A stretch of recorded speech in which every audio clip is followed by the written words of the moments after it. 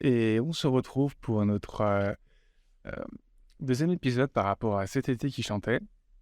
Et on va pouvoir parler maintenant du premier mouvement du spectacle. Si vous avez commencé par cet épisode sans passer par le premier, libre à vous de continuer ou de revenir au premier. Déjà, est-ce que vous pourriez expliquer en quoi ça consiste ces mouvements?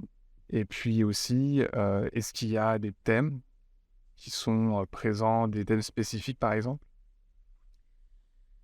Ben, en fait, le terme de mouvement est arrivé presque en même temps qu'une dramaturge qui est venue nous aider, qui a regardé ça, puis on s'est rendu compte que c'était comme, il y avait une idée de mouvement là-dedans. Plus qu'un acte, bon, donc... Nommons-la, c'est la conseillère dramaturgique, Maureen Labonté de Montréal, qu'on aime beaucoup. Maureen Labonté. Oui, puis c'est ça. En fait, c'est que je pense que c'est venu d'un questionnement sur le titre du show. Moi, je me disais, non, on va quand même pas utiliser cet été qui chantait, on va faire quelque chose de différent.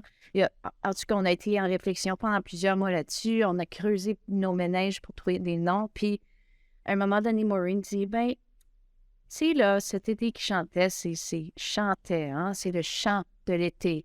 On jouait là-dessus, puis là, dans la partition, le texte, ça semblait pas approprié d'appeler ça un acte ou un fragment ou un tableau. C'était comme si... Puis c'est elle qui a suggéré le terme mouvement.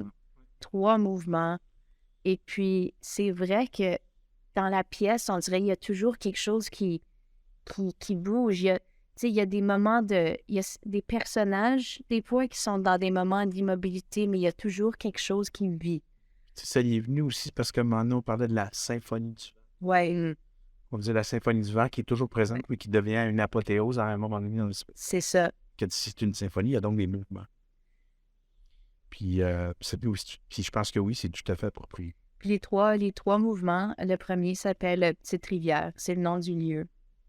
Alors, qui a été extrêmement important dans l'écriture de ces histoires-là. Si le lieu n'était pas là, il n'y aurait certainement pas d'histoire.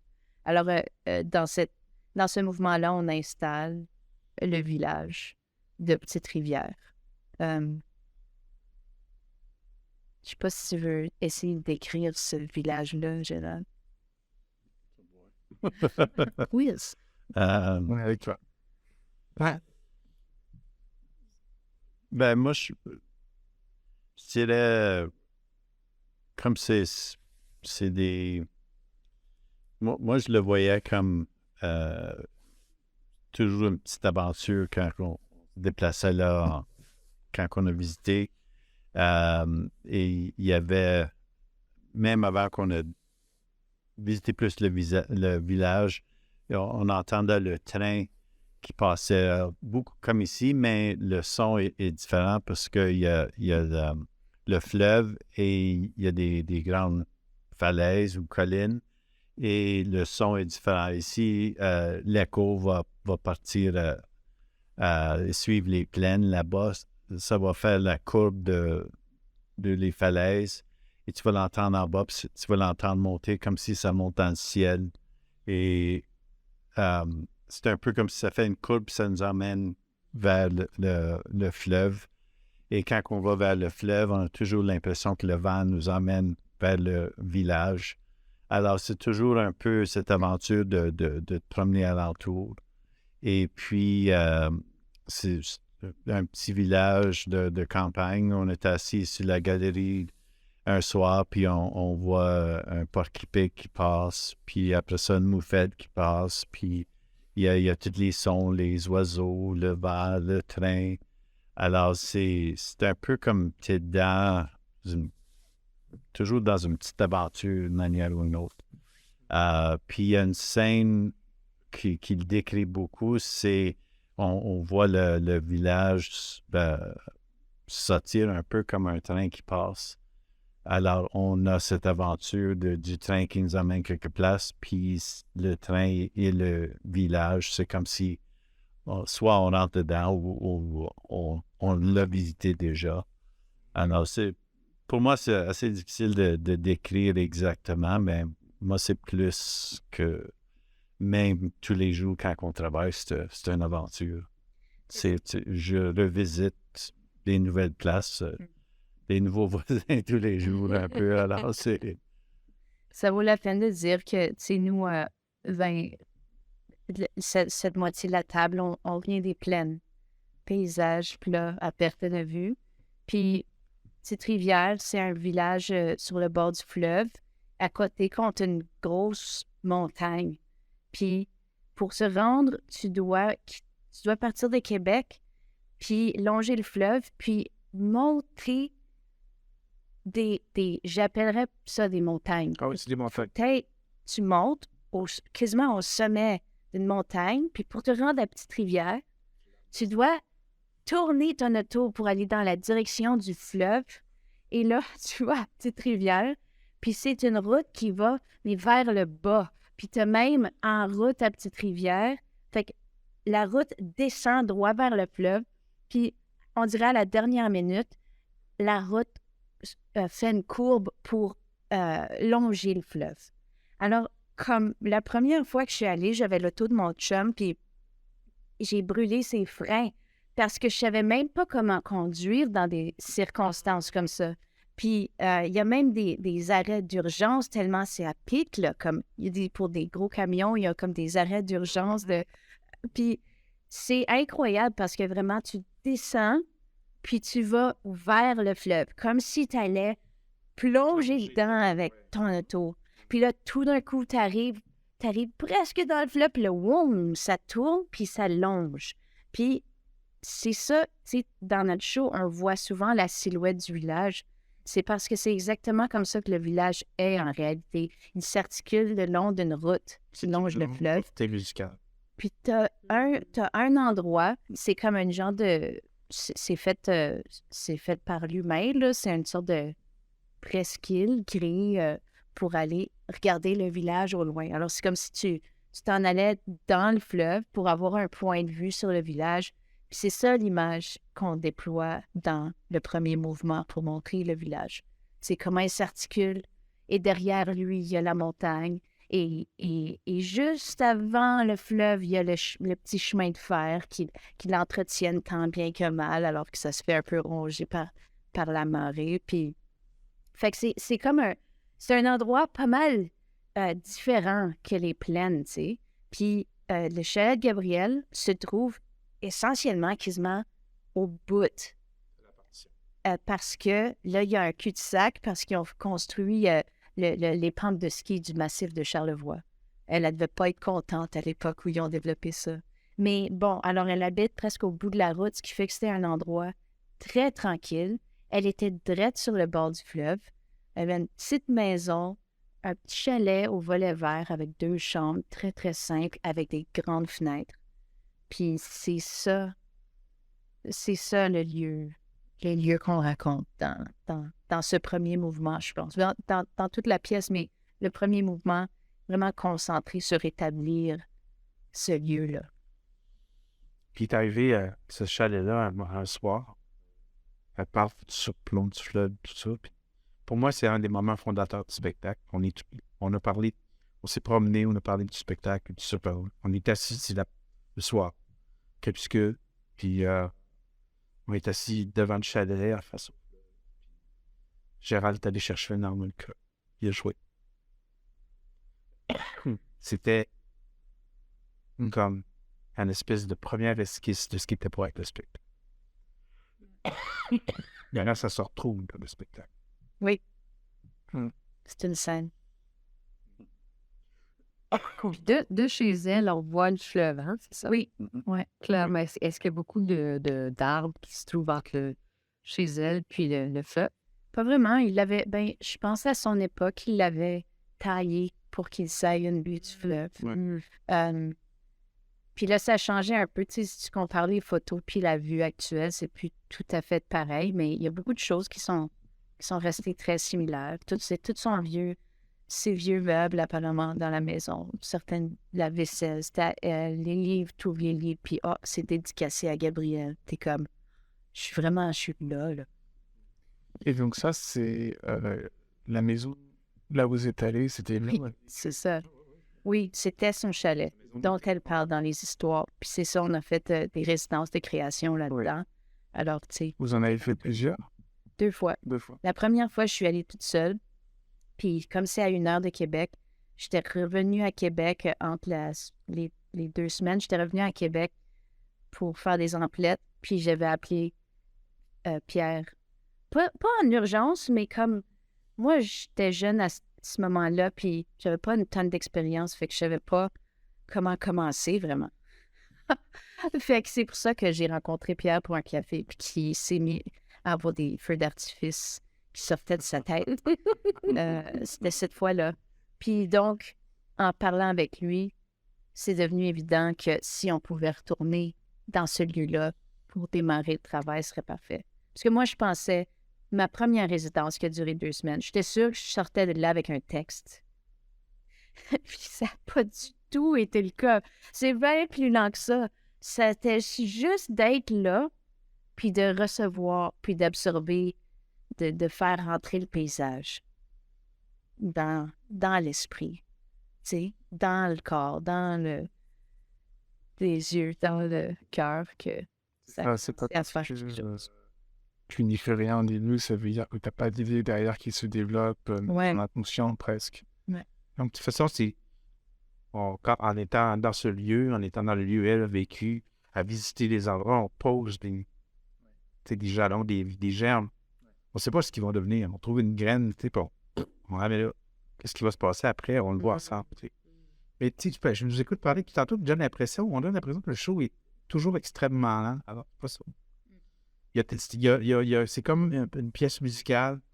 Oui, il y a des moments qui sont plus lents, qui sont même lentissimo parfois. Puis des fois, il y a des moments qui sont allegro, pas mal allegro. Ben, en fait, c'est pas mal systématiquement l'élément qui amène le allegro, c'est Monsieur Émile. Monsieur Émile, c'est ça. Monsieur Émile, c'est un C'est personnage qui représente un peu le village, le voisinage. Et puis, Émile, oui, mais tu parles d'allegro, là, c'est quoi allegro? Allegro, c'est la vitesse de mouvement. Allegro, ça veut dire avec joie. Avec joie, pas nécessairement rapidement, mais avec plus de tempo, par exemple, que lentissimo. Ah, ok. Donc, sur une partition musicale, on Ouais. trouverait Allegro Ah, comme un oui, indicateur. oui. Tu sais, allegro non troppo, ça veut dire, ben, oui. Tu sais, en fait, c'est toute une terminologie. Comme une légèreté. Il y a comme une légèreté aussi dans Dans l'allegro, oui, ça. Cours lentement. Cours la joie. Mais ouais, c'est ça, c'est que puis musicalement, une fois, je me dis, je regarde la pièce, puis oui, c'est comme une pièce musicale, parce qu'on entre dedans, puis à un moment donné, on a un moment où c'est comme ça, puis après ça, tu sais, ça joue vraiment, puis à la fin, on a vraiment une descente, un atterrissage musical. Puis les autres mouvements, le deuxième, s'appelle Bernadette parce que c'est vraiment la visite de sa sœur qui vient. C'est un peu le point culminant, le point d'orgue. Avant de passer au deuxième Oui. mouvement, est-ce que, par exemple, vous pourriez venir un peu sur la deuxième fois où vous êtes allés, vous trois, du coup, si j'ai bien compris, à la maison, vous qui avez le droit. Oui, c'est drôle parce qu'elle a parlé de la première fois, elle est allée, elle a dit, je vais avoir un texte en septembre. Ouais. Elle a dit la même chose pour la deuxième fois. Ça m'a pris une coupe d'autres là-bas avant de comprendre que ça n'arriverait pas. Puis la deuxième fois, nous autres, Gérald et moi, on est arrivés là, on a eu le même réflexe un peu que Marie-Ève quand elle est arrivée la première fois. On s'est mis à s'imprégner du lieu, tu sais, puis Marie-Ève était toujours prête à faire quelque chose, puis nous, on faisait,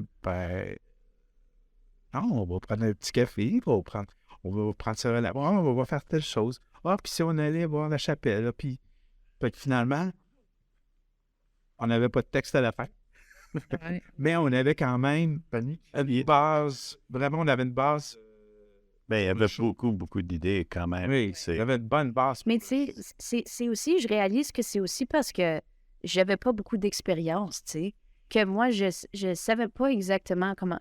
j'avais imaginé comment ça se passerait, la création, puis c'était pas mal plus rapide dans ma tête que la réalité, tu sais. Puis, Te rappelais-tu des productions à l'école où ça prend 2 mois pour les faire? je sais pas si c'était ça ou quelque chose, tu sais. Parce que je pense que aussi, maman et moi, on a travaillé ensemble. On travaille ensemble depuis longtemps, puis on a fait beaucoup de projets ensemble, des bricolages quand j'étais petite, mais on a donné des ateliers, puis plus tard, on a joué dans des shows ensemble, puis comme, on est vraiment des filles à duct tape, puis, tu sais, on se patente quelque chose rapidement, puis là, on y va. Puis on fait de l'impro. Alors, tu sais, on le met là, si, c'est bon, on le met sur scène, puis c'est ça le show. Puis là, ben, non seulement la thématique imposait un rythme autre que celui qu'on est naturellement porté à avoir, mais je savais pas comment. Je savais pas comment, quel rythme, ou si c'était la première fois que j'avais une subvention du Conseil des arts. Alors, je pensais qu'il fallait que j'aie un droit. C'est ça, ouais. Fait que là, c'est ça, on était là, puis tu sais, pour la fameuse anecdote, mais il y a eu un déclic vraiment quand c'était la dernière journée. On a eu 4 jours ensemble, c'est la 4e journée. Puis là, notre routine, c'est que, moi, j'aime pas ça me lever tôt. Fait qu'eux autres, ils se lèvent tôt, ils prennent leur déjeuner, un café. Moi, je me lève à 9h, j'arrive à 9h, 9h30. Puis là, je dis, OK, il faut qu'on commence. Ils disent, non, on prend le temps de déjeuner. OK, je déjeune. Je dis, bon, on commence. Ah non, on jase. OK. Ah, on va aller faire une promenade. OK, on fait une promenade. On revient, c'est l'heure de dîner. On prend bien le temps de se faire à dîner. Puis là, on prend le temps de manger, puis de raconter 8, 9 anecdotes. Puis là, il est rendu 3h30, puis on n'a pas commencé encore, puis j'ai pas de texte. Fait que là, la dernière journée, j'étais vraiment énervée parce que je me disais, oh my God, il faut qu'on écrive tout le texte aujourd'hui. Puis là, tu sais, dîner fini, il est 3h15. Je dis, OK. Là, Gérald dit, je prendrais pas un petit café. Là, Colin, il faut s'empiler dans le tour pour aller à la place la plus proche pour aller chercher un café. Et là, moi, je suis en train de tenir le volant avec les doigts tout blancs, là, parce que je serre ça. Puis finalement, on arrive, Gérald va chercher son café, puis là, il revient. Puis là, je sors de l'auto. Puis là, je dis à Pierre, puis Gérald, je dis, là, il faut vraiment que je dise ça, là. Mais je suis vraiment énervée parce que moi, je pensais que, là, aujourd'hui, on allait finir le texte, là. OK? Puis les deux se sont regardés, puis ils ont haussé les épaules, puis ils ont dit « OK ». Puis là, tout de suite, là, c'est comme je disais dans la rencontre, c'était comme la sensation d'un œuf qui craque, qui coule le long de la tête, là. C'est comme un constat de « chill out ». Puis c'est ça le message que j'ai reçu, c'était comme un chill out bienveillant de « ça va se passer », mais comme « prends le temps ». D'absorber, de savourer tout ça, qui est exactement l'esprit du show, dans le fond. Fait que c'est comme, il y a vraiment beaucoup de synergie dans les apprentissages que j'ai faits et aussi dans le message de ce show-là, qui était comme, en fait, une leçon que j'essaye de m'apprendre à moi-même, que j'apporte à tout le monde d'autre aussi, tu sais.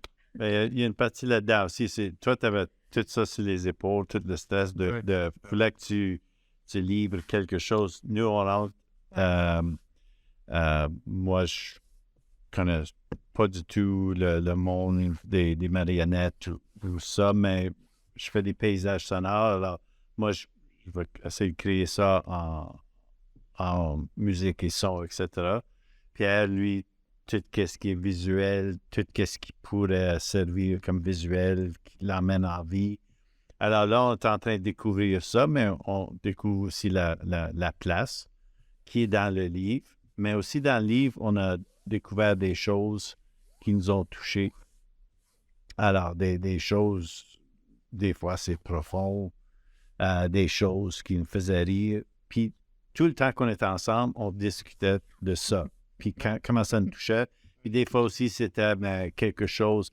On dit, ça me fait penser à telle chose. Puis là, quelqu'un dit, ça me fait penser à une situation qu'on a vécue dans la famille, etc. Puis là, ça partait, puis ça revenait. Puis dans toutes ces discussions-là, on commence à avoir des petits bijoux qu'on était pour emmener sur la table pour crier alentour. Alors, chaque fois même si on dînait ensemble, des longs dîners, mais on parlait de tout ça. Puis qu'est-ce qui nous avait frappé. Puis alors, tout ça, c'était la création. C'est juste, Marie-Ève avait sur les épaules que fallait qu'elle livre la marchandise après 4 jours. Alors, toi, tu avais ce stress-là. Nous, c'était plus, faut qu'on trouve les étincelles qui vont faire un plus gros feu, qu'on peut, après ça, puis on s'est trouvé une direction. Puis je pense, une grande partie les mouvements étaient dans ces discussions-là. Puis c'est juste là qu'après, on a commencé à aller. Puis, tu sais, à un moment donné aussi, on a pris la décision de dire, OK, on va aller visiter les lieux dont elle parle. Fait qu'on est parti, on a essayé de voir la chapelle, on a essayé de penser où était M. Émile. On a décidé de monter en haut dans la montagne d'un lieu qu'elle parle dans cet été. Tu sais, puis là, il s'est passé des choses aussi.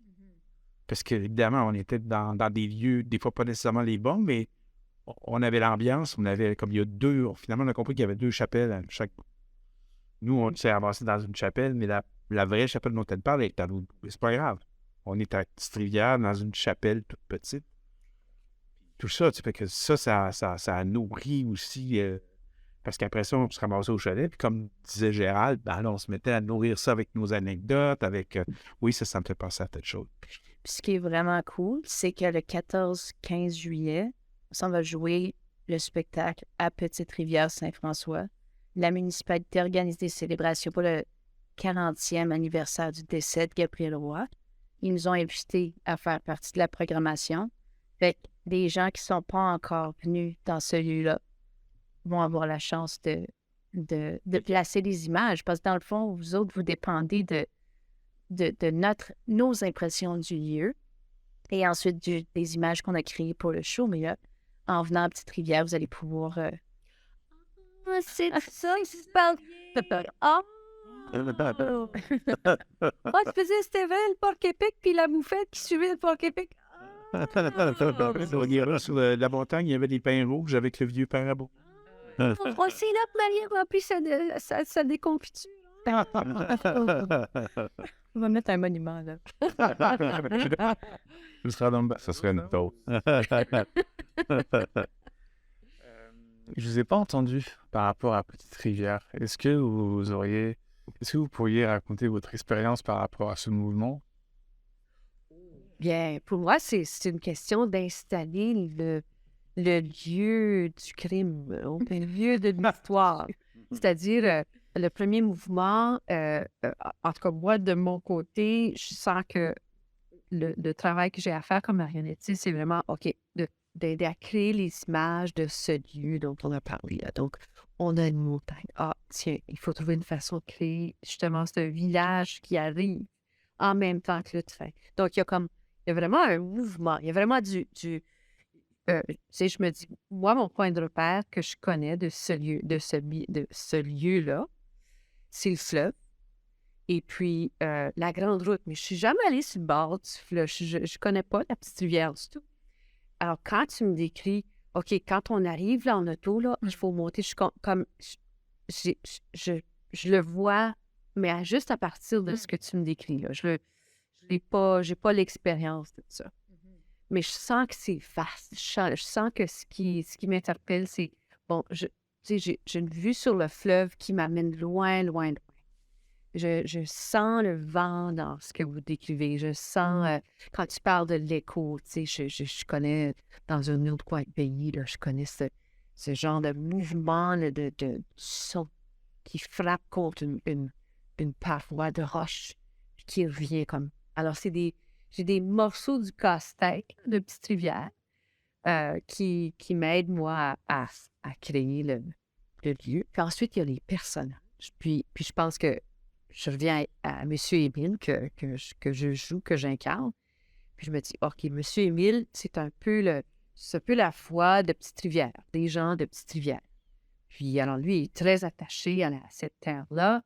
Et puis, il en parle comme si c'est sa famille. Comme si, bon, il parle de ses terres à lui, ben c'est ce qu'il y a de plus cher. C'est ce qui le rend le plus fier au monde, puis ce qui lui donne une raison de vivre. C'est comme ça que je connais Petite-Rivière. Pour moi, wow. C'est bon, ça. Still, hein? Ouais. T'as cru que t'allais échapper, hein? Ouais, je pensais pas que la question allait se rendre jusqu'à moi. Et tu sais pourquoi? C'est parce que toi, t'as pas vu le premier mouvement. Vraiment, je l'ai seulement vu en captation jusqu'à maintenant ou en lecture alentour d'une table. Donc, pour moi, je dirais que je m'inspire surtout de comme mon vécu mélangé avec le texte. Je dirais que pour moi, ça vit beaucoup à travers des images comme des différents animaux, des personnages qui viennent s'installer. Puis pour moi, ça me parle beaucoup comme l'idée du fleuve, l'idée de l'eau. Cette vue-là, ça me touche comme de mon côté. J'ai beaucoup de familles qui viennent du Portugal, puis comme juste être sur le bord de l'océan, c'est comme cette sensation, l'odeur du sel, d'être sur le bord de l'eau. Je trouve que ça a un gros rôle à jouer dans la façon de voir le monde, d'être sur le bord de l'eau comme ça. Donc, ça me parle beaucoup, je dirais, comme image pour cette partie-là, ce mouvement-là. Puis aussi, ouais, ce serait comme Émile, le monsieur Émile. Tu sais, on s'installe avec comme beaucoup de belles images, avec toutes les projections, manipulations d'images, d'acétate, tout ça, comme c'est vraiment comme un gros bonjour à ce monde-là. C'est vraiment comme le lever du soleil sur ce monde-là. Est-ce que vous avez une autre anecdote à ajouter à ce mouvement? Oui. Une? Je sais pas si c'est justement difficile à choisir parce que ce soit au moment de la création, que ce soit... Moi, ce que j'ai aimé dans cette création-là jusqu'à maintenant, c'est que souvent, il y a ce que j'appelle l'accident qui mène à l'idée parfaite. On cherche, et puis à un moment donné, il y a un élément déclencheur qui vient pas nécessairement de ce qu'on est en train de faire, puis qui fait « c'est ça qu'il faut qu'on fasse ». Puis, c'est pour ça que les anecdotes, il y en a tant. Je sais pas, bon, par exemple, à un moment donné, on cherchait comment faire pour lever le soleil, autrement que par tout l'éclairage, puis que ce soit quelque chose de tout simple, tu sais. Puis finalement, on est en train de travailler, puis le personnage de Bernadette est dans sa petite chaise, puis on est en train de préparer quoi, et là, Nathalie soulève le clapet du projecteur, et le jour se lève. Puis là, moi, j'étais devant, je fais... Puis il y a C'est ça. Il y a James, mais il y a James, tu sais, on parlait avec James qui était le concepteur d'éclairage, puis il dit, OK, qu'est-ce que tu proposerais pour l'aube quand le soleil se lève? Il dit, je peux pas faire mieux que ça. Lui, il a juste rajouté un petit truc de rien, tu sais, pour rajouter de la texture, mais ça marchait. Et puis c'était un accident pur. C'est un petit morceau de carton que je soulève. Ça. Parce que, je pense parce que tu avais oublié de le soulever. Fait que là, tu le faisais tout doucement pour être subtil. Puis là, c'était comme... c'est ça. Tu voulais pas te faire remarquer, pour pas te faire chicaner, mais là, tu t'es fait remarquer pour ton excellente émission. Oui, c'est Il Il y a des choses comme ça où on voit, pas vendre le punch, mais on voit quelque chose qu'on sait exactement c'est quoi. Puis juste par accident, il y a une main qui passe.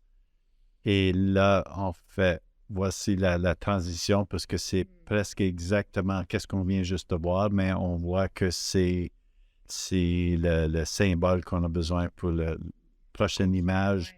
Et c'est juste une question de... C'était pas un accident, ça? c'est juste une question de faire un petit ajustement, puis c'est absolument parfait. Puis tu sais quoi, ça revient à comme l'anecdote de l'œuf sur la tête. C'est que le constat, c'est sois attentif à ce qui se passe. C'est juste ça. Puis il y a un parallèle vraiment important entre l'aspect apprécier la vie et la création aussi. L'acte de création, l'artiste en mode création. Parce que la plupart du temps, c'est en train de se passer là, maintenant. Pas, OK, quand on va être en salle de répète, ça se passe maintenant. Puis c'est ça les accidents. C'est que si on est juste super focus sur juste les idées qu'on a, puis que là, à la pause, t'enregistres plus rien, t'es plus attentif, ben on l'aurait manqué, l'accident qui nous a amené à cette transition-là. Fait que c'est comme d'être à l'écoute. Il y a aussi un accident cérébral. Il y a aussi une équipe. Je pense que oui. Comme c'est deux neurones qui font. Parce qu'il s'est passé plein d'affaires avant. Mais il y a aussi une équipe que tout le monde écoute, puis tout le monde va vers qu'est-ce qui est possible à place de des fois, tu as des équipes où c'est non, ça c'est mon domaine, puis c'est moi qui connais, c'est ma spécialité, puis non, mais moi je fais pas ça. Et ici, c'est plus quelqu'un a une idée, tout le monde écoute, puis des fois, quelqu'un est en train de faire quelque chose, puis quelqu'un d'autre voit le petit bout de magie, puis c'est comme non, regarde ça, puis là tu le refais, puis c'est comme l'info est là. De la collégialité. Ouais. Ouais. Mais il y a tout un processus naturel dans ça. Juste avoir une discussion. Ouais. Puis peut-être ça, c'est aussi le cadeau de s'être donné le temps de faire ça. Parce que si on était vraiment pressé, puis que vraiment il fallait finir le show dans 1 ou 2 ans pour pouvoir le jouer à telle date, on n'aurait pas eu le temps vraiment de bâtir d'être relax aussi dans la création, ce qui permet d'être attentif. Je dis 6 jours à la place de 4, là. On a eu. Ça aurait été écrit. J'ai contexte. C'est un peu ça l'histoire, là, c'est de prendre le temps. Parce que je me souviens, tu me disais justement l'histoire de comment tu es venu à m'appeler. C'était au fait que je pense que tu me disais que tu étais à Cafakette. Oui, dans un party. Avec Éric Perron. Puis c'est lui qui m'a suggéré. Oui. Puis ça faisait des semaines là, qu'on se creusait la tête. Puis là, tout d'un coup, je suis dans un party. Je bois une petite bière. Je vois un ami. Il me jase de ses affaires. Il me name drop Emilio. Je fais twink. Tiens. C'est là que tu l'as appelé. Sur le champ. Ben, une couple de jours. Je pense. Mais quand même. Mais c'était drôle juste parce que comme tu sais, on s'était croisés tellement de fois, mais on n'avait jamais travaillé ensemble. Fait que même moi, j'étais comme ce serait cool de travailler avec Marielle, mais. Ouais. Fais confiance, ça va se passer. C'est arrivé. Quel est le nom du deuxième mouvement maintenant? Parce que je crois que je l'ai raté tout à l'heure. Je pense qu'on va être ici toute la nuit. On a pas mal d'anecdotes, Florent. Bernadette. Ouais. Ok, alors c'est tout pour cet épisode. Et puis on se retrouve pour le suivant qui sera consacré au mouvement Bernadette. Merci beaucoup. C'était le Café Molière, un balado du théâtre Sarc Molière en collaboration avec la radio Envol 91 FM. Si vous avez aimé cet épisode, n'hésitez pas à vous abonner sur nos réseaux sociaux. Vous pouvez également retrouver l'ensemble de nos épisodes sur les plateformes d'écoute en ligne et sur cerclemolière.com.